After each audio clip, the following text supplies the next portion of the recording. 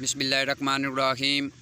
अस्सलाम वालेकुम दोस्तों, माना नाम चौधरी सबर शिराज में दवाड़ कानून साज असम्बली हल्का नंबर 2 चकसवाड़ी आज़ाद कश्मीर ज़िला मीपर कौमी इत्तेहाद पार्टी।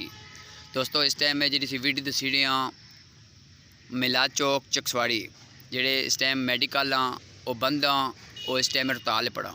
हड़ताल किस वजह तो है कि हुकूमत अजाफी टैक्स मंगी रही है, एडवांस टैक्स मंगी रही है। इसी वजह तो मैं इंतजामी गुजारिश करना कि इत्थे जे सब ज़्यादा बीमारी है, शुगर की बीमारी है और ऐसी बीमारियां जो इंसान को कंट्रोल नहीं हुई रही।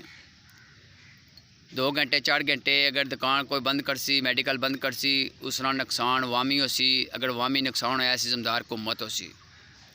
अगर शुगर की गोली या टीका टाइम ना मिल सी किसी की उसी जान नहीं जी सकनी है। मैं इंतजामी गुजारिश करना कि इस मुतालबे की फिलफोर ख़त्म किया जाए, अजाफी टैक्स ख़त्म किया जाए, इसने जल्द जल्द अमल किया जाए। वास्सलाम, थैंक यू, जज़ाकल्लाह।